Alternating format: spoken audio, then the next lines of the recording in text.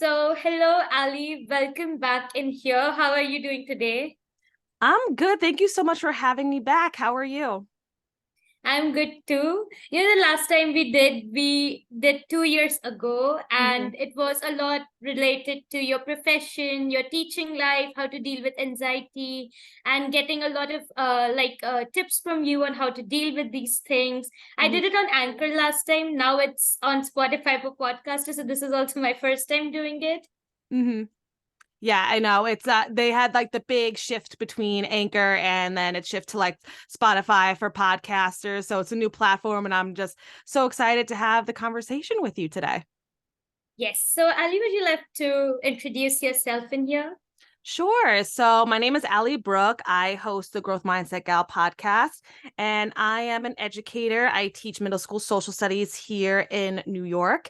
And I started posting about my journey because of the pandemic. And it really was kind of an awakening for me, especially my mindset, because I was really in a low place.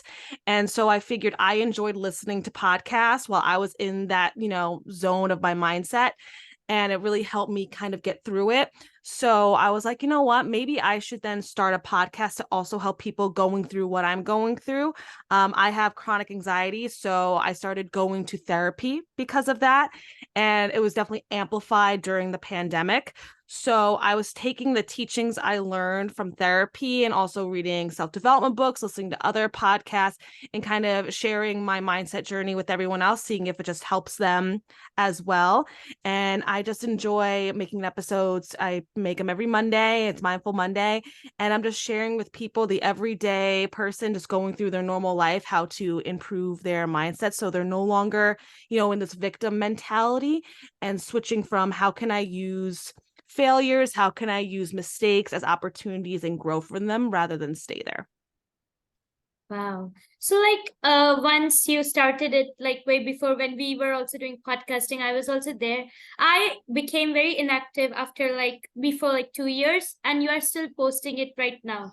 Didn't you ever thought like inactiveness or less productivity came into your mind before posting it? Like you were never inactive in this podcast journey. But like I've seen other podcasters when I check their Instagram, they don't have any posts. The post is like of 318 weeks before, like Mm-hmm. my same thing which happened with me. So what about you? You still haven't been inactive, you're still posting daily, you're still so productive on this field. Why so, and how you're doing it?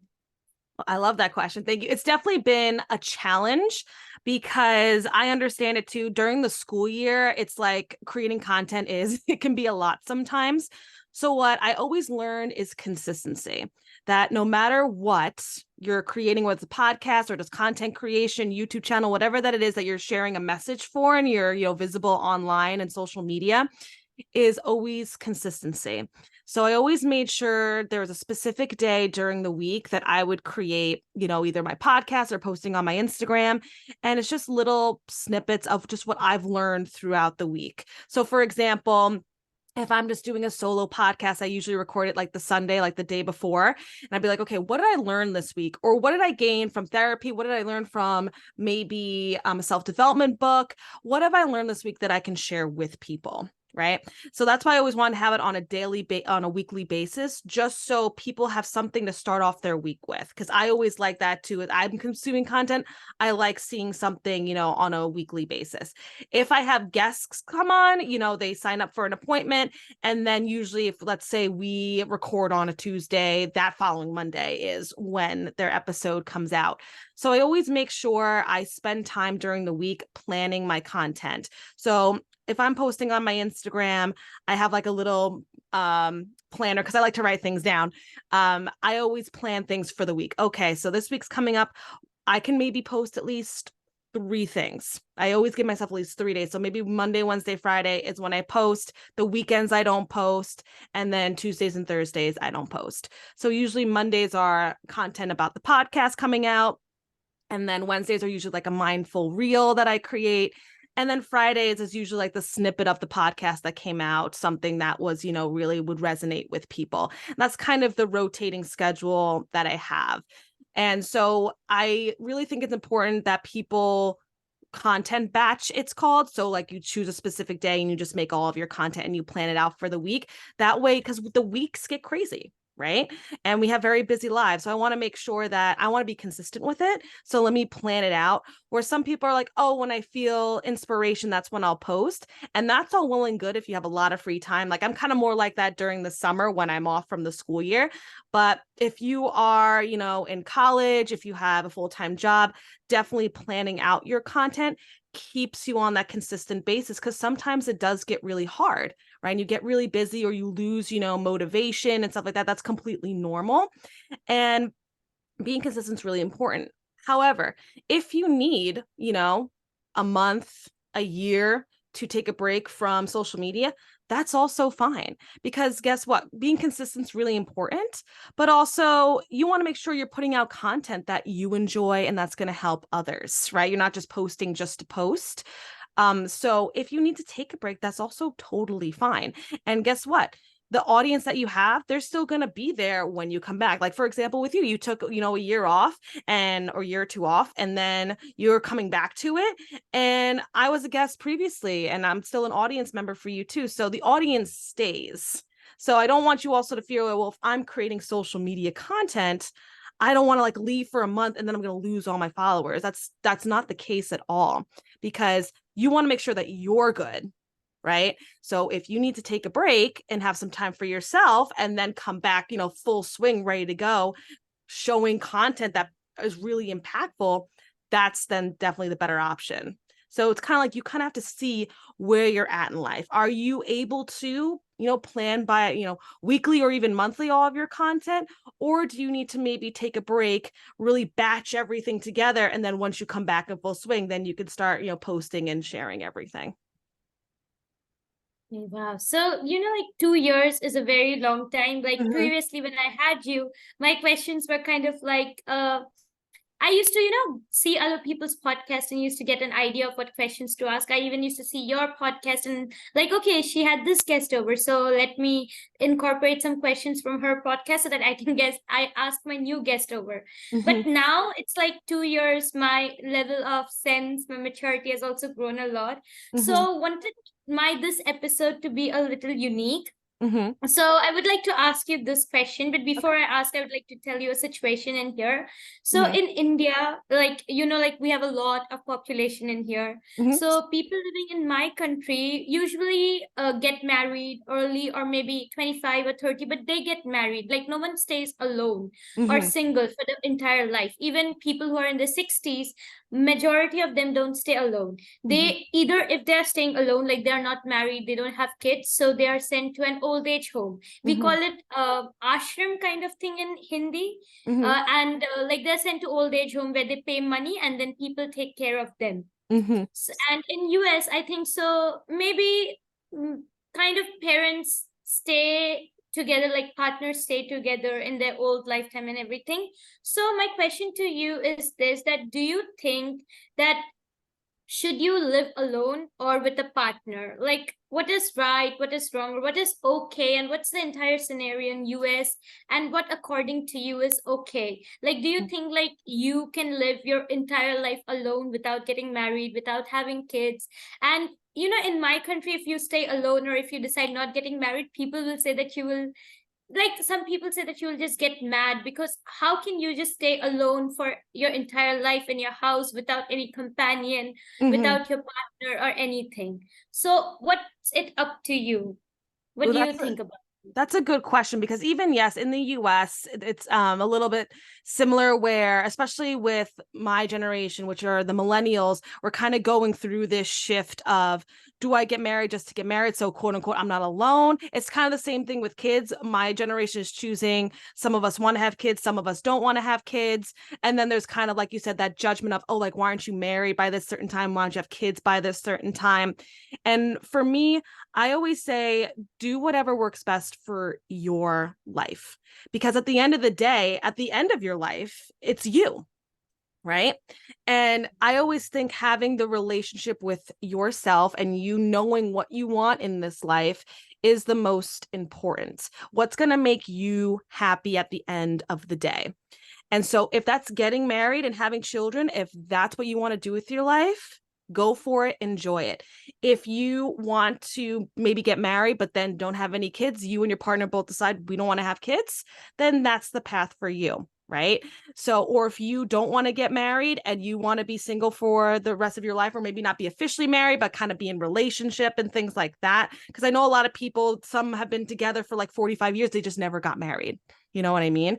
So, but they're still, in partnership. So it really depends on what you want to do and what works best for you. Because if you're going to live your life to other people's judgment, their standards, that's where the regret seeps in. So let's say, you got married but you weren't really sure about it, but you just got married anyways, because it's, especially as women, we're like, oh, well, that's, the path, right? That's what we've been always taught. But then I know a lot of my friends specifically, a lot of their parents are starting to get divorces later in life because they got married, but they just thought that was what they were supposed to do. And then unfortunately, it built up resentment and they got divorced. Right. So it's really important to, when you're at this kind of life decision, because, in your 20s, mid 20s, late 20s, early 30s, it's kind of when you're deciding what life is going to be. What do you want your life to be like? And I think in previous generations, they kind of were spoon fed and taught, kind of like we were, that this is the only path you can do to be happy. So then you just put your blinders on and that's just what you did. But now we're starting to realize maybe that kind of lifestyle isn't for everyone, and that's okay. So I believe everyone's on their own timeline. So if you're not at a certain point in your life, whether it's relationships, whether it's career, whether it's kids, if you're not in the same timeline as everyone else, it doesn't mean you're a bad person, doesn't mean you're doing anything wrong, right? Everyone's on their own path, and whatever you want to do will eventually come to, right? As long as you're following what you believe in. Because even in the United States, right, they're called nursing homes, where, elderly, they go into nursing homes, right? We don't really have the multi-generational homes like we used to anymore. So a lot of, older people in the US, they go to nursing homes. And like you said, the people are there to, take care of them and things like that. So it's kind of like, what do you want to do and where do you want to end up in life? And if you're kind of sitting here and you're like, I don't really know what I want, it's important to really sit with yourself, maybe take out a journal and be like, where do you see your life in maybe even 10 years? Something as simple as that. Do you want to, be married? Do you want to have kids? Where do you want to be in your career? What's going to make you happy? And everyone's always like, oh, that's so much easier said than done. And it's true. It is easier said than done. But in the long run, how do you want to see yourself? What is actually going to fundamentally make you happy? And people get scared because they're like, oh, what's my family going to say? What are my friends going to say? And it is scary. I used to be very, nervous of like my parents' approval and stuff like that, because I love my parents and I want to, I want to make them happy. I'm their daughter, right? But at the end of the day, you have to realize once you're in your 20s and you're an adult. So you have to start making adult decisions of what's going to make you happy. And I know everyone says, oh, don't care what other people think about you. And again, easier said than done. It's very difficult not to care about what your family's opinions are, what your friends' opinions are on your life course. But when you actually sit down with yourself and you realize, you find the clarity of what do I actually want to do with my life, and you feel so good about that decision, their opinions, they're going to still matter. They're going to still hurt a little bit and, sting if they're not, favorable opinions. But then you realize, they're entitled to their opinion, but it's your life. So at the end of the day, if you want to do certain things with your life, it's up to you, because at this point, in our 20s and our 30s, we're adults. And I know it can be difficult, especially surrounding, different cultures and things like that. I mean, I grew up, Roman Catholic. I'm Italian, and it's very strict on, get married in a Catholic church, do all your sacraments and things like that. And if you want to follow your faith in your community, that's fantastic if that's something you want to do. So you really have to sit with yourself and navigate of what's your next step. If 10 years is too much, because that could be like, whoa, I don't even know what I'm doing tomorrow. It could be like, okay, where do I see myself at the end of this year? It's July, Mhm. right? So where do I see myself in 6 months with my career, with my relationships, with my family, with my friends? And really start to think of what's going to lead me to a happy and fulfilling life, because that's what we're all kind of striving for. But if you stay stuck in the people's opinions and you stay stuck in that fear, and then you just do what people tell you to do because you're afraid maybe of the opinions that are going to be thrown at you, down the road is where you're going to feel the resentment and being miserable and stuff like that. So it's just very important with that specific scenario is to figure out what you actually want and then go from there. You know, when you said like definitely your life matters to you and people's, you should not listen to other people's opinion. At the end, like it's a big decision to get Mhm. married. And you know Mhm. what happens? Like I've seen people around me, like I'm 20, but like I've seen people who are older than me, like 25 or 26. That's like the prime age when people go and get Mhm. into a relationship or start getting married because they think that they're getting older. Mhm. So what they do is they just get married to anyone just to be with a partner instead of being alone for the entire life. So they just Mhm. go into anyone and then they are just not in a happy relationship. Maybe they try to adjust, some get into divorce, but some don't get into divorce. So they just stretch it, for the entire life, Mhm. and they're upset with their partners for the entire life, but they're stuck, so they can't get divorced because Mhm. they're just stuck, and they're thinking like, what if I leave him or her in between? Then who is going to be with me at 35, at 36? So they just stretch till 60, and then they're upset, and then things Mhm. happen, they die, and this is how it continues in here. I have seen very less single people, like people who live individually, who are 60 and they don't even have partners or child. But honestly, like I've never seen a person living like that. I've always seen a collective family, no matter if Mhm. they're happy or sad, but they stay together just with the fear that they are not living alone. Mhm. Have you like seen anyone in the US like living like that, just alone and not with anyone else? They have friends and all, but they're Mhm. like not married and they don't have any idea of getting married. Yeah, I do see that, not in my own personal circle of friends, but just in like society in general. I do see people in the United States, being single and stuff like that. And again, that's then their choice, you know? Mm-hmm. And but even still in the US, like you said, the quote unquote societal normal age of like being in relationships and getting married is around like the mid to late 20s, and then people start having children around their 30s or even late 20s and 30s and stuff like that. And so it's pretty similar in that sense. But when people, decide to be single and stuff like that, again, that's their choice. So if they want to do that, if they are living a fulfilling life in that way, then that's on them. There's not really one Mm-hmm. right or wrong way to live your life. It's kind of like, what do you want? I mean, like I said, as long as you're not harming anybody else or harming yourself, there's no right or wrong way to choose the way that you want to live. So I know actually a few people, now that I'm actually thinking about it, I do know a few people that they're like in their 50s and they're single, and they live, in their own apartment and they're traveling the world. And but that's the lifestyle that they wanted, because how many people have asked them, oh, like, why aren't you married? You never wanted kids, da, da, da, Yeah. you know and that just wasn't the lifestyle for them. And but the lifestyle for them was being single and enjoying their life, traveling around the world, going on vacations all the time. And that's what they enjoy, right? And that's up to them. And again, it's like, because they figured that out. They sat with themselves and they're like, what do I want to do? What's actually going to make me happy?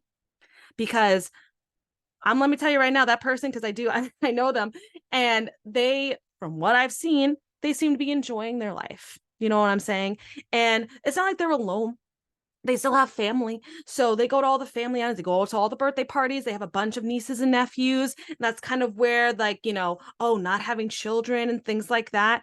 They have their nieces and nephews that they spoil, let me tell you, right? And then they even take like their nieces and nephews on those vacations with them and things like that. And sure, there may be times where they're lonely. I mean, everyone's always lonely at some point. Sometimes even when you're in a relationship, you can feel very lonely, right? But again, what's going to work for you? That's the Mm-hmm. most important thing. So for that specific person, that lifestyle worked for them. I also know a lot of people that got married, maybe in their mid 20s. They're starting to have kids now, and they're very happy with that. They enjoy having a partner. They enjoy building a family, right? And, having a wonderful family unit and extending the family and, being heavily involved with their grandparents, their aunt and uncles and stuff like that. Like, for example, my sister, she just had a baby last year, and, he's the cutest little thing. And I'm his godmother. So, because I'm his aunt, and we have as a family unit, have so much fun, like building those memories with him because he's almost 1 year old, and having that nice family unit. Right. So there's pros and cons, right, of each type of lifestyle someone's going to choose. And so you have to sit with yourself and be like, okay, what do the pros outweigh the cons? So for example, if someone wants to, live on their own and be single, right? The Mm-hmm. pros of that, right? Like I said, having money to just travel the world and go on all these vacations and stuff like that, and living in an apartment rather than having a house, right? Because we know owning a house too is expensive. Owning a house, things break all the time and you got to repair them. It's a huge responsibility. But when you have rent an apartment, you're just paying rent. And if something breaks, you call the landlord and they fix it, right? But then a lot of the cons could be like people always say, oh, aren't you lonely? Don't you wish you had someone with you? Do you regret not having kids, right? That's all kind of the cons that are swirling around in our society. And then on the opposite side, when people, like you said, when they get married maybe too soon, or maybe they have kids too soon, they weren't ready, but that was just like the thing that they wanted. Down the road, a lot of resentment starts to build up, right? So, and then also having a family is expensive. Owning a house is expensive. Children are expensive, right? And so that's kind of what the people who choose the single life, that's what they kind of always say, right? So there's pros and cons of any type of lifestyle. So you have to really sit with yourself and journal out, okay, this is the life married with kids. What are the pros and cons? Okay, this is the life of being single and having your career, and pros and cons. Which lifestyle works best for you? And if people do have their strong opinions, right, you don't have to shut them out and be like, no, you're wrong. This is my life. Leave me alone, whatever. It's really important to say, like, I understand where you're coming from. I understand your opinion. You want me to be happy. You want me to enjoy my life. This is the way I'm going to enjoy my life. And I really want you to be involved in that version of my life. I want to still, be around and have you be involved in my life, right? Because a lot of the times it causes a lot of friction between, the family opinions. Like, for example, with me, I'm moving away from my family. My boyfriend and I, Nate, we're moving. I live on Long Island right now, and I live around New York City. And then New York State also has a big portion of it's called upstate. And so that's where Nate's family lives. And so we're moving upstate to be near his family, and to also, it's just a slower pace of life. It's more suburban, it's more rural, because New York City, it's the hustle life. It could be very exhausting and anxiety inducing. So we're making the shift to move upstate to just have a different lifestyle.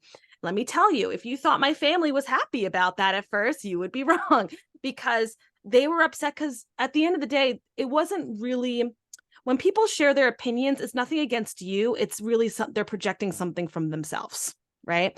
So Mm-hmm. for my parents, they were not excited at first because they're going to miss me. I'm leaving the family in that way. You know what I'm saying? I'm moving away because my sister lives like 6 minutes from my parents. So Okay. I'm moving 3 hours away, but obviously I can still come visit and things like, I'm like not moving away and like never seeing them again. Obviously I'm going to come down and visit. But at first, even the same thing with my sister, they were very like, oh, like I'm leaving them. They're going to miss me. So anytime I talked about moving upstate, they always brought, oh, what if you can't get a job? What if you don't like it there? What if you're miserable? Blah, blah, blah. Like they were sharing their opinions. And it made me very upset because I'm like, I just want your support in this lifestyle change. And they were being very, negative about it. But then they do the whole, oh, we're just being your parents, we're looking out for you. And I get that, because that's what parents do. They want to make sure their kids are happy and healthy and safe, right? So there was one day where I was talking to them about, doing interviews and looking for jobs. And they're like, yeah, but what if you can't find a job? That was like their big anchor of their opinion. What if you can't find a job? And so Mm-hmm. I honestly got a little, exhausted of having this conversation. So I told them, I was like, listen, this conversation's not productive. So I'm going to, I was going to my sister's house after their house. And I was like, I'm going to go to my sister's, and because this conversation is just not productive. So I left and I went to my sister's house. Later on that day, my mom and dad called me on she texted me. She goes, hey, can we call you? And I was like, yeah, you can call me. And they called me, and they called to apologize and say, hey, like, we're really sorry about like overwhelming you. And we just want to make sure like it's the right decision, all that stuff. And I told him, I was like, I understand you're just like looking out for me, but that's not what I need from you right now. What I need from you right now is to support me in this decision. Right. Because I told him, I was like, it's already stressful enough. I am under a lot of stress trying to find a job. And you constantly berating me about it is not making the situation better.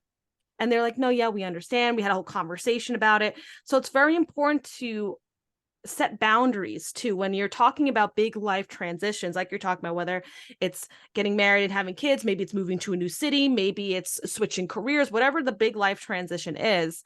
It's really important when you're sharing that with people to also set boundaries, because everyone's going to have an opinion no matter what, right? Everyone's going to have an opinion about what you're doing, good or bad. So it's very important to, when you're sharing, telling people what you need from them right now. Like, I need you to support me in this decision. Okay. Or I'm not going to talk about it with you, or you won't be involved in the process, but I want you to be involved in the process. I want you to help me in this transition, whatever it may be, a new career, moving, marriage, kids, whatever it is. Because what happens a lot of the times, we get angry and we get defensive and we're like, no, I don't want to talk to you anymore. And it causes a lot of friction. So that's why a lot of people are afraid to make those transitions, because they're afraid of the conflict. There doesn't always have to be a conflict, though. You can simply communicate a boundary with that transition that you're doing. And most of the time, when you calmly have a discussion about it, it usually resolves itself. And their people's opinions, they are like, yeah, maybe they don't necessarily agree with it, but they'll support you through it. Because now every time I talk about moving upstate, my parents are excited about it. They can't wait to come visit and all those things, because we had that conversation. And I know deep down, I found clarity that I want to move there because it's a better lifestyle for me, where Long Island and New York City, it's too hectic. It's very anxiety inducing. It's not good for me. This move is what's going to be good for me. And sharing that with them made them understand, like, I'm not leaving you, right? I'm not leaving you behind. It's because the environment that I'm living in is not good for me. That's, at the end of the day, how you kind of have to present it sometimes. Wow. Loved your perspective, like entirely when you talked about being single or getting married and everything. Like, this is the type of like opinion, like what I also feel about when you were talking about all of these things. So yeah, I'm just seeing up the remaining time. We just have less. So Ali, we are ending, like coming to the end of this episode. And this conversation was literally focused on, should you live alone or should you live with a partner? What is like the middle ground, or what people from across the globe think about it, right?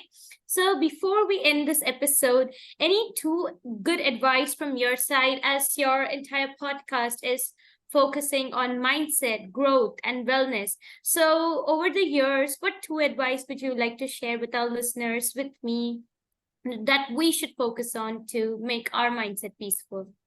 Ooh, that's a great question. Well, Yeah. one of the things with mindset and wellness, and advice that I would give to people, is your mindset is literally everything. So how you perceive the world is how the world's going to look to you. So if you are sitting in a very fixed mindset where you think, you're the victim and bad things happen to you, and, you kind of come into this world with a certain set of skills and you can't improve or grow throughout your life, that's what you're going to see. If you live in a world of scarcity and limits, that's what you're going to see in the world. But if you have a growth mindset where you see abundance, growth, and opportunity with whatever life throws at you, then that makes the shift, right? Your mindset is everything. How you take on the day is everything. Your habits are everything. Your daily habits of how you're going to take care of your mindset, how you're going to take care of your body, right? Your physical wellness, your emotional wellness, right? Your spirituality wellness. That's all within your habits. And that goes into your mindset, which is everything. Advice number two that I would say is that I believe that everyone has a service or a purpose, right? You're not here for no reason, right? So it's really important to have a very good relationship with yourself, okay? And build a very strong relationship with yourself so you understand why you are here. What service are you going to provide? And a lot of us always focus on the external relationships, whether it's friends, our family members, significant others, right? We really heavily focus on that, which is really good. You should focus on that as well. But we neglect the self. We neglect, what do we want? What kind of person do we want to be? What makes us happy and things like that. And we don't really enjoy sitting with ourselves a lot. But it's very important, especially in your 20s. That's a huge thing. So I'm 29, so I'm coming to the end of my 20s. It's really, really important in your 20s to get very comfortable with what you want in this life and who you want to be. Because obviously you have your family ties, which is very important to have, and your friends and your significant other. But don't forget, you also have yourself, and to make sure to take care of yourself. Because when you take care of yourself, you can be of great service to your friends, your family, your significant other, to your community and stuff like that. But you can't pour from an empty cup. You know what I'm saying? So you got to make sure that you know who you are, you take care of yourself, and you have a very good internal relationship. So that way your external relationships can also thrive as well. Wow. I just like love listening to you for like long hours. Like you speak for a long time and you can like, keep the conversation going. It's just so good to like listening to you. Like I can ask one question and you can like stretch it and explain it so nicely from parts to parts. It's just so nice. Thank you. Yes. So love doing this, Ali, so much. I think so we can end the recording and then talk.